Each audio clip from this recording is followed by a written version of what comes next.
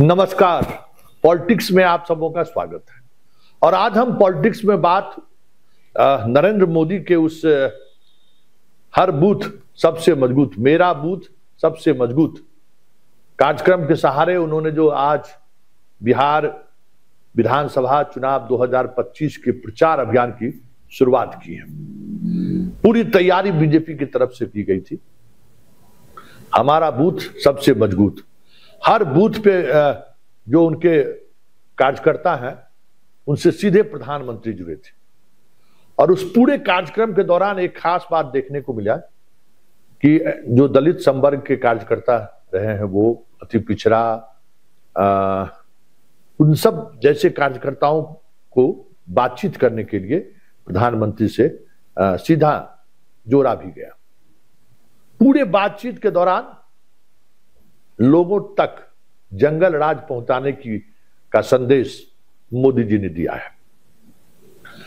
और एक रथ जो गांव-गांव में चल रहा है, जो जंगल राज की याद दिलाती है, उस संदर्भ में उन्होंने सवाल किया कि वो रथ गांव में चल रहा है कि नहीं, लोग देख रहे हैं कि नहीं।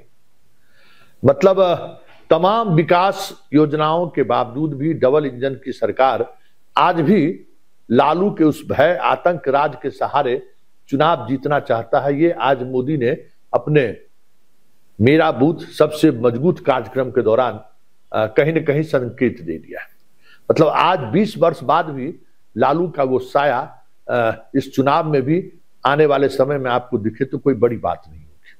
लेकिन एक बड़ा सवाल है, उस पूरे कार्यक्रम के दौरान हम लगातार मॉनिटरिंग कर रहे थे कि कितने लोग उनको देख रहे हैं। कार्यक्रम की शुरुआत के समय अब 243 विधानसभा क्षेत्र, अब आप समझ जाइए कि कितने बूथ होंगे, 90,000 से अधिक बूथ। उन बूथ में हर बूथ 5 कार्यकर्ता जो इस अभियान से जुड़े होंगे। बीजेपी का पूरा मीडिया सेल, बीजेपी की तमाम अनुषांगिक संगठन और संघ इस कार्यक्रम को सफल बनाने के लिए पिछले 2 दिनों से लगातार मेहनत कर रहे थे। लेकिन आप देख रहे हैं कि शुरुआती दौर में मुश्किल से 200 लोग लाइव तमाम जो नरेंद्र मोदी के प्लेटफॉर्म है वहां पर देख रहे थे। आधे घंटे तक स्थिति ये रही कि बा मुश्किल 11,000 आदमी उस पूरे कार्यक्रम को देख रहा था। हम इस कार्यक्रम में जो लाइव व्यूअरशिप जो उनके कार्यक्रम को देख रहे थे, उसके सहारे हम ये दिखाने की कोशिश हो रहे हैं कि मोदी का ग्राफ किस तरीके से गिर रहा है। और अभी तक लगभग 2 घंटे होने को है, 4 लाख से अधिक लोग उस पूरे वीडियो को देखा है। सभी प्लेटफॉर्म को अगर हम जोड़ दें तो 6 लाख के करीब। मतलब आप समझ सकते हैं मोदी का अगर सब्सक्राइबर की बात करें, मतलब मोदी को फॉलो करने की बात करें, तो लगभग 10 मिलियन लोग हैं सभी प्लेटफॉर्म पर। और 10 मिलियन लोग, और बिहार के भी जब यहाँ के वोटर 7 करोड़ से अधिक है, स्वाभाविक तौर पर बीजेपी के सक्रिय कार्यकर्ता यहाँ भी करोड़ों में है। मतलब जो बीजेपी के कार्यकर्ता हैं वो भी मोदी के इस कार्यक्रम में शामिल नहीं हुए। ये एक बड़ा सवाल है।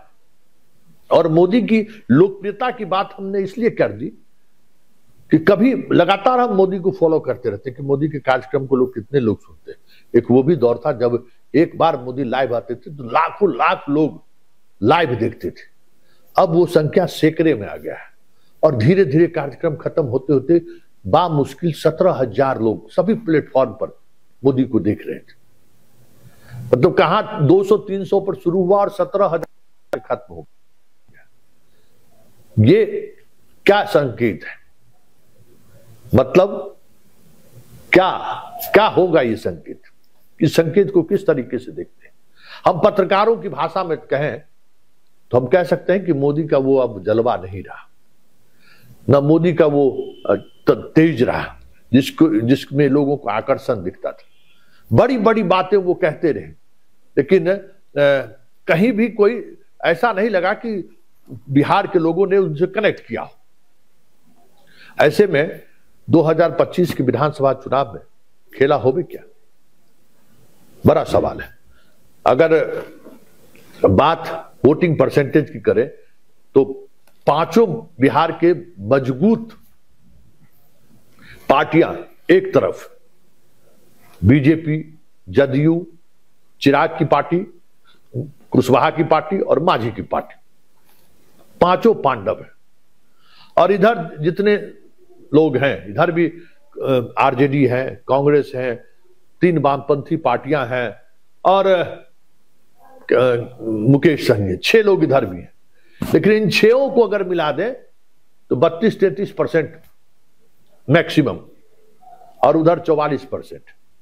तो वोटिंग परसेंटेज की बात करें तो कहीं लड़ाई में नहीं दिख रही है महागठबंधन। लेकिन यह संकेत कुछ कह रहा है, यह संकेत जता रहा है कि अब मोदी का वो जलवा नहीं रहा। मोदी को अब सुनने में अब वो लोगों को इंटरेस्ट नहीं है। ऐसे में इसका चुनाव पर क्या प्रभाव पड़ सकता है और क्या इसको लेकर ओपिनियन बनाई जाए, एक बड़ा सवाल है।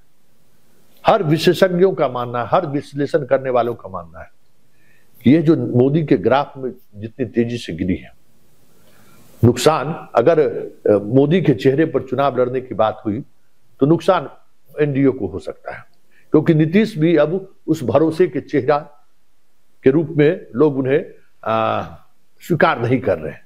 हालांकि 72 घंटे के दौरान जो बातें देखने को मिली, मोदी के उस फार्मूले को जिस तरीके से नीतीश ने खारिज किया, मोदी और शाह के फार्मूले को, तो एक बार फिर से मोदी और शाह के उस फार्मूले को खारिज करने के बाद जो स्थिति उत्पन्न हुई, उसमें नीतीश कुमार को एक बार फिर से बाजीगर की तरफ पेश किया गया। स्वाभाविक तौर पर लौट आया, टाइगर जिंदा है, लौट आया नीतीश, ये बातें चर्चा होनी शुरू होगी।